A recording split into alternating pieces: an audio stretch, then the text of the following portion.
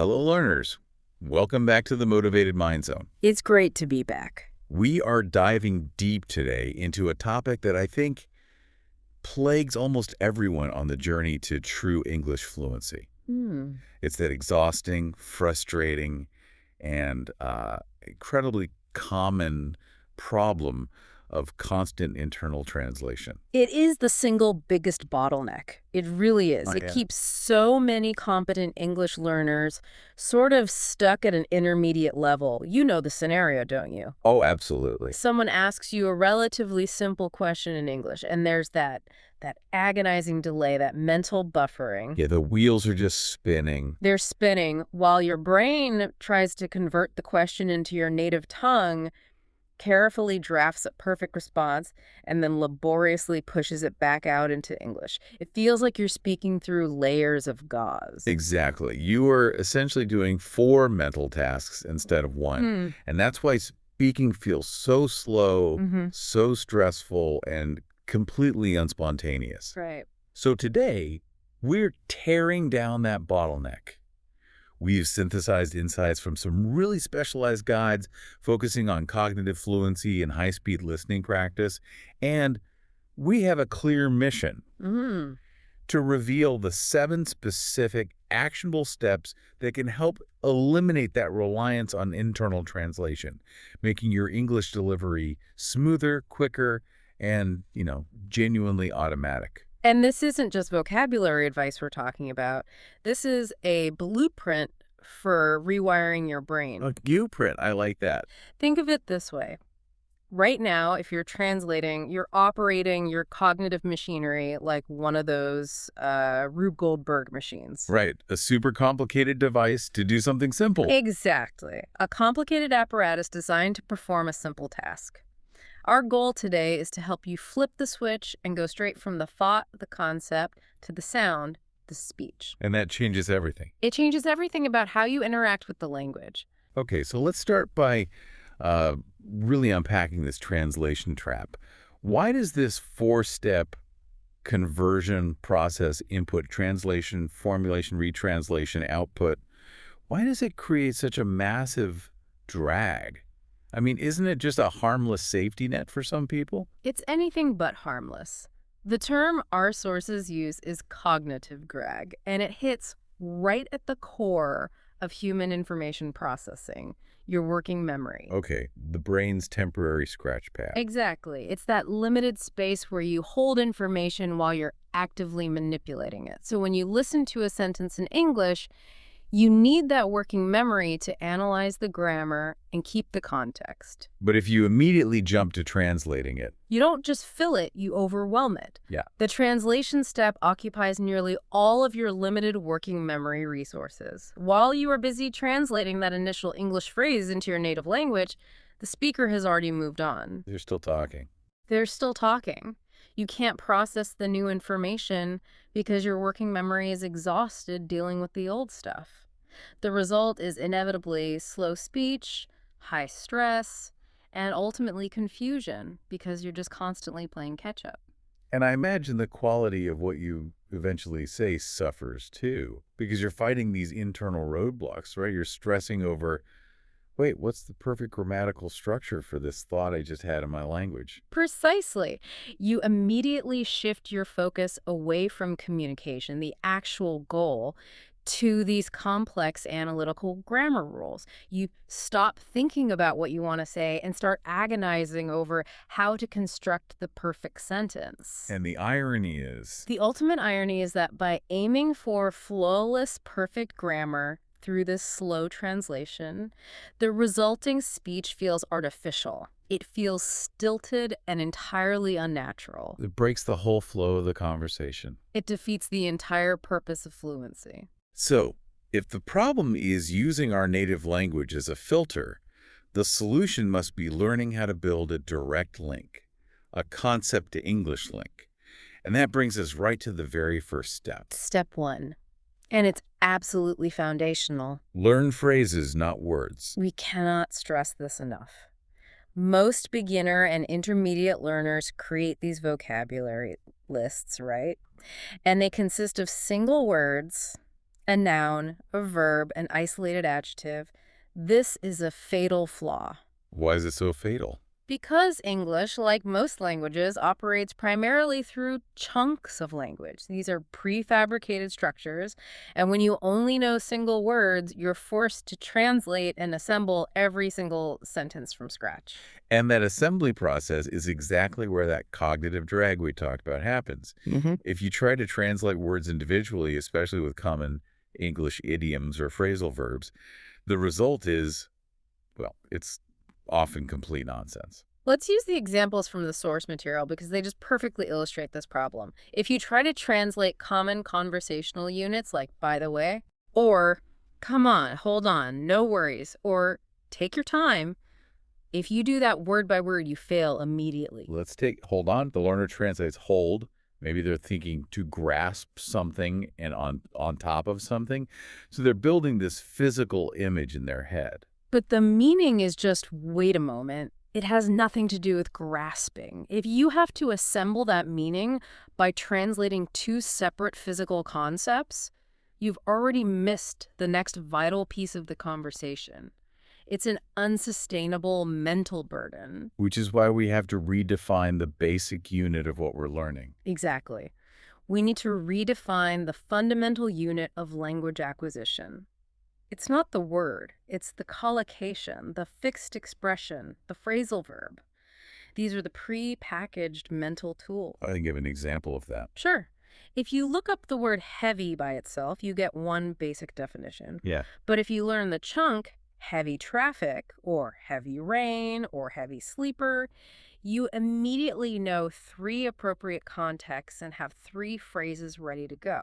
That distinction, the difference between memorizing a word and memorizing how that word naturally connects with others, that's where fluency really lives. It is. And what's fascinating here is the psychological payoff. When these units are learned whole, you just bypass translation entirely. You absolutely do.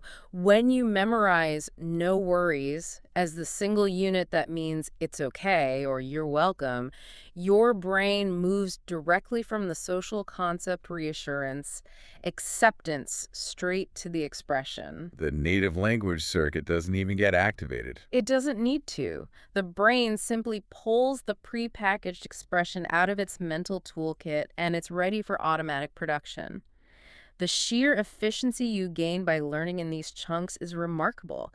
It frees up your working memory to focus on the overall message and the new parts of the conversation. So if the goal is truly automatic speech, we have to dedicate time to recognizing and absorbing these patterns. What's a good way for a learner to actively identify these chunks instead of just hoping to stumble upon them? The methodology is all about active recording and recycling. When you encounter a new word, don't just write down the word and its translation. That's the old way. Right. You must record the three words that came before it and the three words that came after it. For example, if you read the word commit, don't just write down the translation for commit. You need the context. You need the context. Write down commit a serious mistake or commit to a project. This forces you to learn the necessary prepositions and common partners that go with it. That makes perfect sense. It ensures the English you learn isn't just grammatically correct, but culturally awkward.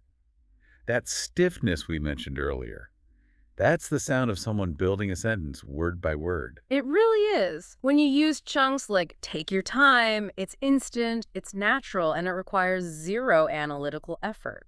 Learning phrases is simply non-negotiable for automaticity. So we've established that the foundation must be phrases. Now let's move into section 2, which is about training the brain to actually operate in English mode. This is where self-talk and habit formation come in, starting with step 2, which sounds deceptively simple. It does. Step 2 is describe your day in English. Just to yourself. Just yourself. This is truly the habit builder for internal immersion. So many learners have this mistaken belief that they need to move to London or New York for total immersion. That's just not practical for most people. It's not, and it's unnecessary. You can start generating that internal, continuous English environment immediately, wherever you are. The goal is to make English your default narrative voice. And the practical application is just narrating your small daily actions internally. And what's crucial here, I think, is that you're not speaking aloud, Right. which completely removes the performance anxiety and that fear of making a mistake. You're simply forcing your own cognitive process to use the target language for mundane, everyday things. Think about the moment you wake up. Instead of thinking, I need coffee in your native language, you actively force the thought, I need coffee. Or, as you step outside, instead of thinking about the weather, you think, it's cold today, I need a jacket. The source gives some perfect, low-stakes examples for this. I'm getting ready. I'm leaving the house. I'm cooking dinner, I'm checking my email. Simple present moment actions. I do appreciate that the sources focus on actions in the present continuous tense. It simplifies the grammar, keeps the cognitive load really low while you build the habit. It does. But here's the inevitable troubleshooting question. What happens when you're describing your day and you hit a vocabulary wall? You think, I am stirring the soup. But you realize you don't know the English word for stirring. How do you handle that without just giving up and reverting to translation? That is the moment of truth, isn't it? If the learner immediately switches back to their native language and says, oh, this is too hard, the habit fails right there. So what's the strategy? The sources suggest a specific recovery strategy. Substitute and simplify. If you don't know the word stirring, you should think something like, I am moving the spoon in the soup, or I am mixing the food. The goal is not lexical perfection. The goal is just to keep the monologue going. Yes. The goal is maintaining the English monologue. You prioritize flow over precision. Use 3 simple English words to describe a concept, rather than switching back to find that one perfect, complicated word in your native language. That trains the brain to always look for an English solution first. Exactly. It reinforces the neural pathway that says, when faced with a gap, use the English resources I already possess. This habit trains your brain to stay continuously in English mode. If you constantly default to your native language for simple tasks, you're just making the translation pathways stronger and faster. Right. So by replacing those defaults with simplified English thoughts, you significantly weaken your reliance on that native language processing step. That internal narration becomes the mental muscle memory you need. But as you mentioned, you have to be disciplined not to fall into the next trap. And step 3 addresses this. Trying to make those internal descriptions too complicated too soon. Yes. Step 3 is think in easy English. This is where the ambitious, often perfectionist, learner can derail their own progress. I can see that happening. There's this belief that to think in English, one must generate these long, complex, philosophically dense, and grammatically perfect internal sentences. And when they can't produce that instantaneously, they feel overwhelmed, they get frustrated. They go right back to their native language where it feels safe and easy. Exactly. So the recommendation is actually counterintuitive for high achievers. Start ridiculously small. Keep it almost offensively simple. We're talking about basic observations, things that require minimal cognitive lift. The source examples are so simple. I'm hungry. It's cold today. That's interesting. I like this song. These thoughts are immediate. They're reactions. They're simple declarative sentences that require almost zero construction time. And they establish an internal English dialogue that is effortless. But what is the genuine cognitive benefit of such simple phrases? I mean, why do they build a better foundation than trying to formulate a paragraph about, say, the complexities of local politics in your head? The benefit lies in speed and neurological reinforcement. Every single time you successfully link a concept, like the feeling of cold, directly to its English expression, it's cold today, without that translation filter, you strengthen the direct pathway. You're building stability. You're building foundational stability. If you attempt a complex sentence internally, like trying to debate a political nuance in your head, you force the brain back into analytical mode. It will inevitably engage the native language to manage that complexity. But with these simple thoughts, By contrast, using short, simple thoughts is like performing basic high-repetition exercises at the gym. It builds the mental muscle necessary for more complex thoughts later without the need for that dangerous translation scaffolding. it's the difference between establishing a reliable instant reflex and attempting sophisticated high-level analysis. Right. You have to get the reflex down first. Exactly. If you can reliably think, I like this song, the brain has established a direct link between the concept of liking and the English expression. This habit of simplicity prevents the brain from engaging in that stressful, time-consuming construction process that defines the translation trap. You have to be patient enough to celebrate those small, simple thoughts. You do. They are the scaffolding that holds up the entire building of fluency. Okay, so moving on to section 3. The mental shift required here feels profound. It's about accepting imperfection and really changing the definition of successful comprehension. This brings us to step 4. Step 4. Understand the main idea, not every word. This one feels huge. It's arguably the most crucial realization that separates the fluent, relaxed speaker from the perpetually translating stressed learner. We're conditioned by school environments to strive for 100% comprehension of every single word we hear or read. All right, there's this fear that if you miss one word, the whole meaning collapses. But the reality is, as our sources state, native speakers rarely understand every single word either. They are constantly filling in gaps, relying on context, intonation, and common sense. That obsessive need for total lexical understanding is a massive barrier in real-time conversation. It creates what the sources call word chasing. Yes, word chasing. Your mind fixates on one unknown verb or an obscure noun. While you're busy trying to translate it or analyze its grammar, the speaker has moved on, 3 more sentences have passed, and you've lost the main narrative anyway. So the focus has to be more holistic. Exactly. What is the overall meaning? What is the intention? What is the main thrust of the conversation? The source material has a fantastic practical example for this. If someone says, "Let me catch up with you later," the translating learner might stop and try to define the phrasal verb catch up and find multiple meanings. Right. But what should the fluent English-thinking brain understand immediately? It should instantly decode to the underlying meaning, which is, he will talk to me later. The brain's goal is to extract the functional intention, a proposal for a future conversation, not to achieve a perfect internal word-for-word glossary definition. So if you understand the core elements, Mm-hmm. the action, the timing, the people involved, you've succeeded. You've succeeded, and the conversation continues to flow without interruption. So let's take a more complex sentence. If a listener hears something like, "The recent policy shifts concerning renewable energy tariffs have unexpectedly exacerbated regional socioeconomic volatility," Okay, that's a mouthful. a translating learner would get stuck on exacerbated or volatility. What should the fluent listener focus on? They should focus on the main subject, verb, and object. Policy shifts have made things worse, regionally.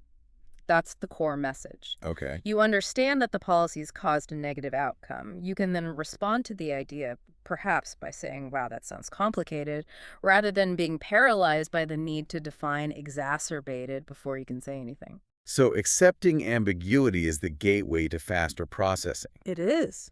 And this connects perfectly to how we use our study tools, which is step 5. If the goal is to think in English, then constantly relying on bilingual dictionaries actively undermines that goal. It absolutely does. Step 5 is avoid using bilingual dictionaries too much. Look, bilingual dictionaries can be a necessary evil in the very early stages. Sure. but relying on them acts as a cognitive crutch that permanently prevents independent English thought. Every single time you look up an English word and see its translation in your native language, you successfully reinforce the native language circuit. You're training your brain that English is just a code for your first language. You're telling your brain that English is merely a cipher. When the brain gets a definition in the native language, it immediately goes, phew, safe territory, and doesn't bother creating that direct link to the English concept. So you haven't actually trained the English circuit at all. Not at all. You've just efficiently routed information back home. So the solution, according to the sources, is simple but mentally demanding. You have to shift exclusively to using English dictionaries. And why does this one change yield such massive returns for fluency? Because it forces you to process the meaning directly within the target language environment. You get a definition expressed in simple English, which compels your brain to figure out the concept within the English framework. It forces what we call semantic networking. You're building relationships between English words. Yes, let's use the source example again. If you search for the word excited, an English dictionary might give you the explanation, feeling happy and enthusiastic about something. Right. Now compare that to a single word translation. The English definition doesn't just give you a synonym, it gives you a descriptive phrase that puts the word excited immediately into context with other English words. Happy, enthusiastic, feeling. You're building a web of meaning in English. That's it. And crucially, that definition itself is highly useful. If you were searching for the word excited because you wanted to express that feeling, now you have 3 or 4 alternative ways to say the same thing, all in English. So there's an advanced technique here too, right, to really lock it in. Precisely. This leads to a powerful application technique. When you find that English definition, say for excited, don't just stop there. Immediately write or say 3 example sentences using that new word, integrating the meaning you just received. For example, I am feeling happy and enthusiastic about the concert, or she was so excited that she couldn't sleep. This forces instant application and internalization, completely bypassing that translation route.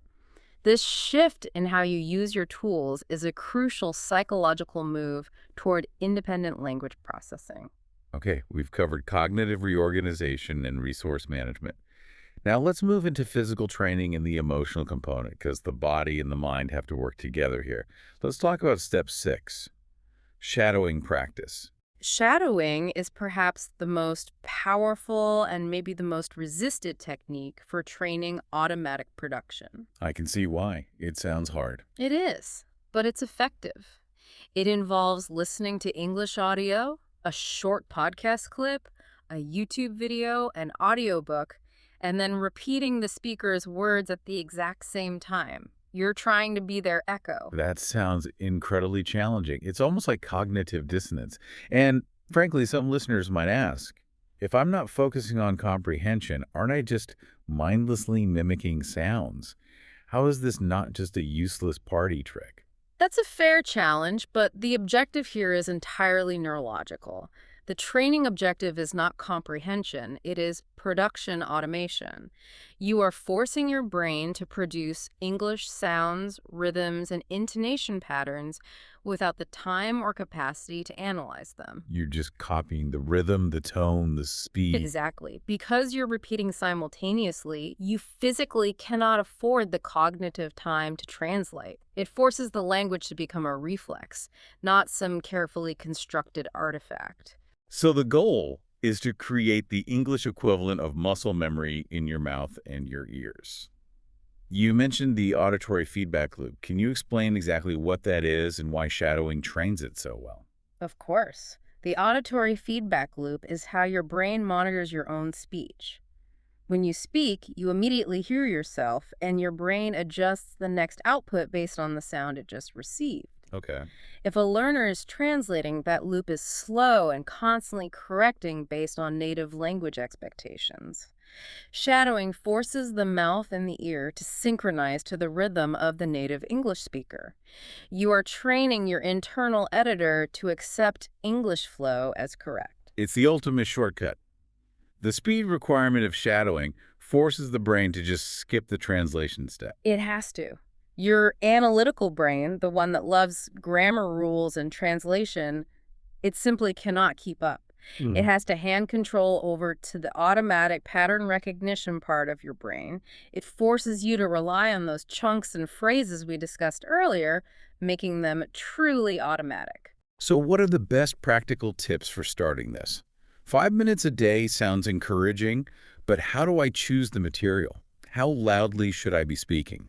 The sources are very clear on this. The material must be slightly below your current level of comprehension, maybe 80 to 90% understandable. If it's too hard, you'll just get stuck on the words. And it should be conversational. Yes, conversational material is best. Dialogues, short instructional videos, relaxed interviews, not formal lectures. And volume is key. You must speak loud enough for your brain to hear your own voice over the original audio, but not so loud that it drowns out the original. You need that immediate, simultaneous comparison. You start small, 5 minutes a day, and be consistent. That consistency, day after day, is what rewires the brain. It really works. And finally, step 7, which addresses the root emotional cause of this whole problem: fear. We need to talk about speaking without the fear of making mistakes. Fear is the ultimate inhibitor of fluency. It's the primary fuel for the translation trap.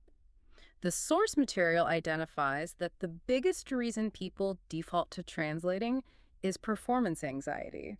That deep, crippling fear of saying something wrong, of being judged or misunderstood. Exactly. That fear compels you to try and construct that perfect, flawless sentence first in your safe native language. It's the pressure to perform that locks the brain into that slow, analytical mode. But if mistakes are a natural and necessary part of learning, we need a strategy to actively embrace them. Absolutely. We have to stop viewing mistakes as failures and start viewing them as essential feedback data. If you make a mistake and a native speaker corrects you or just looks confused, your brain receives immediate, high-value information about what went wrong. But if you're constantly analyzing grammar privately and refusing to speak until you think you're perfect, Yeah. you never get that real-time feedback loop. You never do. Accelerated learning requires immediate feedback. So the goal has to shift fundamentally from speaking perfectly to speaking frequently and freely. Prioritizing communication over theoretical perfection is what unlocks fluency. It is. If you are constantly self-monitoring for errors, that internal voice correcting every preposition or verb conjugation, you cannot be thinking directly in English. You have to create mental space by reducing the emotional threat of the interaction. So what's the recommended self-talk or mantra for that? How does a learner actively reduce their performance stress in the moment? The most direct cognitive instruction you can give your stressed brain is the mantra. It's okay if I make mistakes. I'm learning. Communication is the priority. This isn't just a nice phrase. It's a way to signal to your limbic system, the emotion center of your brain, to stand down. And when the emotional threat is reduced, The brain shifts from fight or flight, which is analytical and slow, to relaxed communication, which is automatic and fast. that makes perfect sense. The more relaxed you are, the easier it becomes to access and use language directly in English without that translation filter, because your brain isn't hoarding resources to correct every potential error. It's about accepting imperfection as the necessary path to progress. And when you embrace mistakes, you teach yourself to rely on clarification strategies, which are a natural part of any conversation. You learn to say, I'm sorry, I mean X, or could you clarify that? And those interactions keep the conversation flowing in English. Instead of stopping it dead for an internal translation cycle. If you wait until you're perfect to speak freely, you will, without a doubt, wait forever. This has been a deeply detailed look at restructuring the way we learn. It's really moving beyond simple study to cognitive rewiring. So To quickly recap the entire seven-step Once process, they do it. we move from individual words to automatic prepackaged phrases. We reduce cognitive drag by initiating internal conversations in simple English and describing our day. We fundamentally change our focus from word for word precision to understanding the main idea and accepting ambiguity. We change our study tools to English resources for independent processing. And finally, we train automatic flow through simultaneous shadowing practice and dismantle the emotional barrier by speaking without fear. It is absolutely a process. It won't happen overnight, but every single day you choose to think in phrases, to narrate your actions, or to use an English dictionary, you are yielding measurable improvement. These are not passive tips. They require active mental discipline. So let's leave you with a short mental practice. Something immediate you can internalize right now, taken directly from the source material. We encourage you to repeat these sentences to yourself mentally right now in English. I don't need to translate. I understand the meaning. I think in English. I can express myself. And my English is improving. Keep those mantras handy, especially when you feel the weight of performance anxiety or that urge to fall back into the internal translation loop. Remember, that loop is the anchor holding you back from true fluency. And here is our final provocative thought for you to chew on. If the goal is truly meaning over mechanism, analyze your current mental process when you encounter a new, complex English sentence. Do you immediately try to analyze the grammar, or do you grab the two or three most important words and construct the main idea? So we challenge you. The next time you encounter a complex sentence, whether listening or reading, give yourself 5 seconds, maximum. Just find the main idea. Forget the dictionary, forget the need for grammatical perfection. If you can distill the core message, the subject, and the action in 5 seconds, you are successfully thinking in English. Keep practicing, keep growing, and most importantly, keep thinking directly in English. We'll catch you on the next deep dive.